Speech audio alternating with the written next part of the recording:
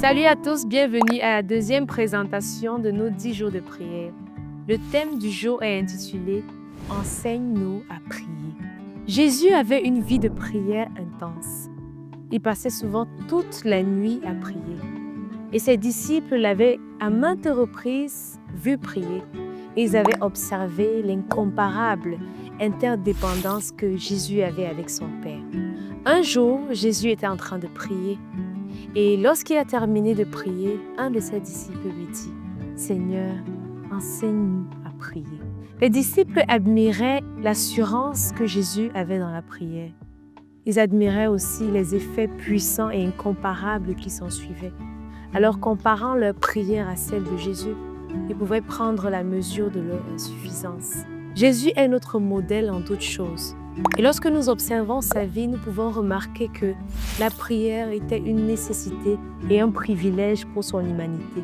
C'était une joie et une consolation pour lui de pouvoir parler avec son Père. Alors, si Jésus, Fils de Dieu, Sauveur de l'humanité, éprouvait le désir, le besoin de prier, combien plus forte raison nous, faibles pécheurs et mortels, devrions-nous avoir cette nécessité, ce besoin, cette envie de prier sans cesser avec ferveur.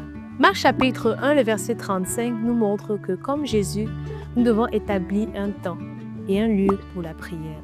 Dans Matthieu chapitre 6 au verset 7, Jésus nous invite à laisser la répétition dans nos prières. Et dans Jean 17, nous voyons que nous pouvons faire une prière différente, centrée sur le besoin du monde. La prière est le cœur de la vie chrétienne. Elle est essentielle, voire vitale. Par la prière, nous ouvrons notre cœur à Dieu comme nous pouvons le faire avec notre ami le plus intime. Comme toute communication saine, l'autre écoute, mais nous aussi nous écoutons. Alors joignons à notre prière l'étude de la parole de Dieu, de sorte que nous puissions parler à Dieu par nos prières, mais qu'il nous parle aussi par sa sainte parole. Je nous invite, venez et participons à cette communication extraordinaire. Que Dieu vous bénisse.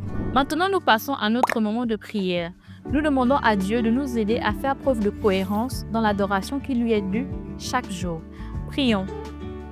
Éternel notre Père, nous te bénissons et nous te rendons grâce.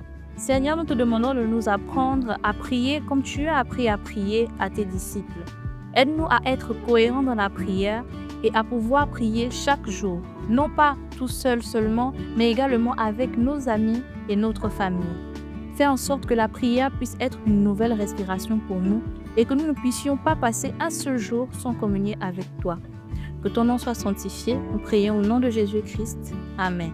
Nous nous retrouvons demain pour une nouvelle leçon. Que Dieu vous bénisse.